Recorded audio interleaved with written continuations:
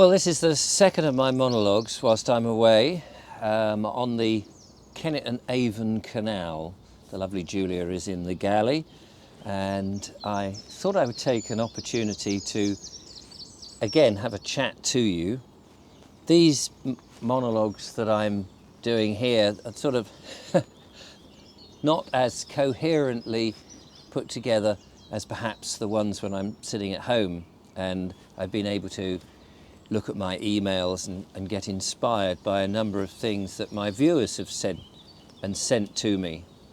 But one thing about getting away, clearly, and getting back to nature, as I was alluding to in the one I put out previously, is I think it's good for humanity to get out of the rat race.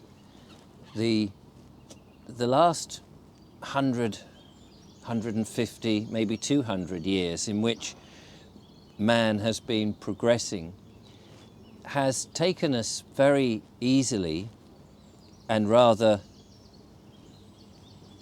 what should I say, speedily away from that connection with nature and the earth and some of those things which are, I think, very basic to earth. Now, of course, there are some people who work on farms or work in the countryside or are connected to the soil, who have chosen to remain connected to nature, people who look after animals and people who look after trees and the canals and the rivers and things.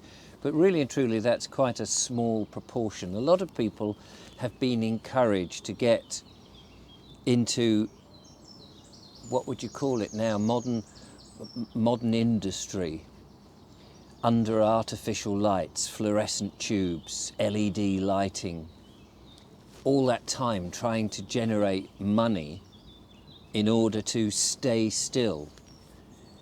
And it's only when you take time out, I think, that you suddenly start to think, actually, why are we doing that? Why are we taking ourselves out of this wonderful world all around us, the nature, the seasons, the customs and the traditions that we've had, particularly in the country that I come from, England? Why do we take ourselves off into this ever-increasing artificial world in order to earn money, in order to pretty much stand still?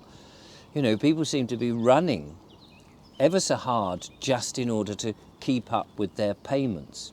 Now, I think that some of this has been manipulated to keep us in this mode and to keep us down, to keep our vibrations low instead of high.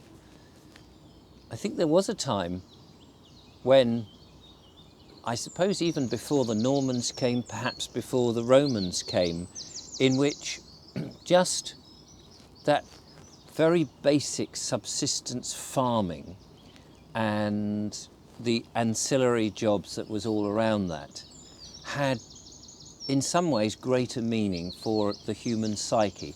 Now, I know a number of people will be criticising me for having these rose-tinted glasses looking back, and of course part of progression and development is that we have worked out a whole better way to survive in the world. We have, when it works, medicines that can be useful.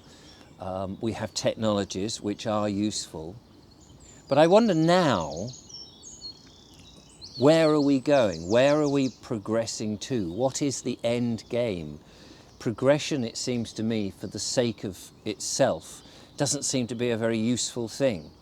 We've come away from what is so important to us, so important to me.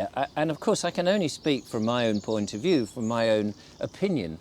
But sitting here on a beautiful sunny morning, as I am, with a pussy willow tree next to me, and all this, it's just falling down, all this pussy willow, other willows all around, the ducks, the moorhens, the coots, the wildlife, even the stinging nettles, vibrant, verdant, and abundant and alive. It is just quite magical. And when you go into towns and cities and now, it seems we've lost that sense of magical, that sense of majesty.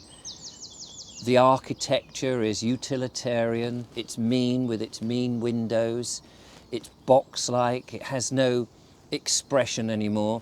You look back at perhaps the Tudor period when these beautiful thatched cottages made from oak, timber framed, wattle and daub, they may not have had the technology that we've got inside to keep them warm all over with central heating and things like that. But there was a sense, I mean, we look at it now and I think it's just beautiful. Then you move into the Georgian era, some of them were timber framed houses with just a frontage because people were keeping up with the Joneses type thing, with this sort of Palladian style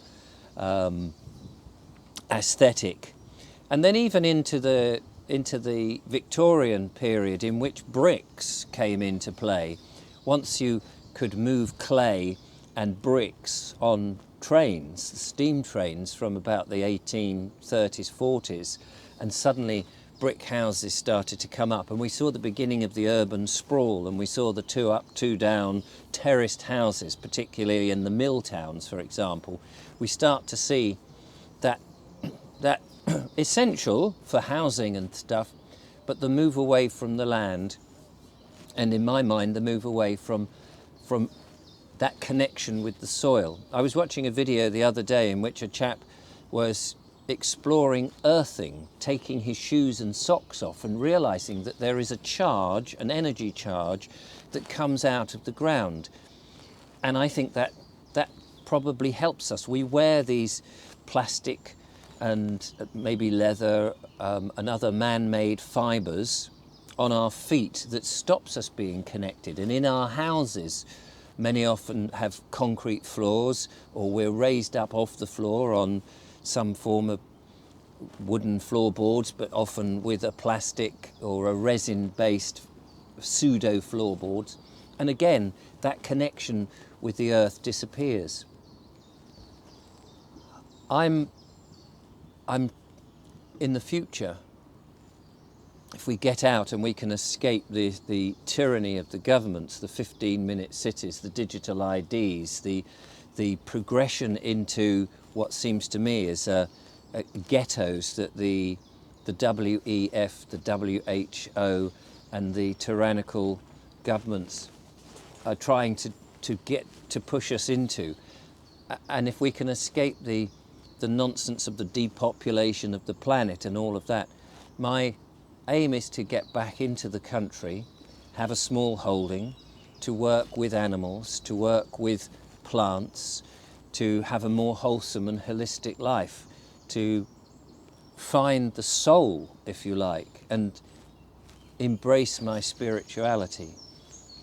And again, it's that thing about getting out into the countryside. Here am I on a boat sitting on water, absolutely beautiful. I had at one time a coracle, which I didn't actually make, but I bought it for a documentary I was making, and it was on the Shrewsbury, or Shrewsbury, depending on how you want to pronounce it, canal originally, but on the River Severn as well. And fishermen, the Neolithic fishermen, used to have these baskets which were covered in hides, cow hides, and they would fish in the rivers peacefully, looking for their food. I think we're in a rat race of rushing all the time, and we need to reset our clock. We need to work out what the point of this progression is all the time. Connecting back to real food, real organic food, and sitting, and sometimes sitting and just taking in the majesty of the world around us, and being grateful, humble of our place in this society, and not as it seems that man seems to think that we have conquered everything and so therefore we need to just concrete over everything. As I say, there will be some people who think that this is all, what would you call it, just romanticism. But as a human species, I think a little bit of romanticism is useful. We are at a time where technology has given us so much. And I've often say, let's not throw the baby out with the bathwater. And by that, I mean some of the old things, the sitting, the contemplation, the being at one with nature.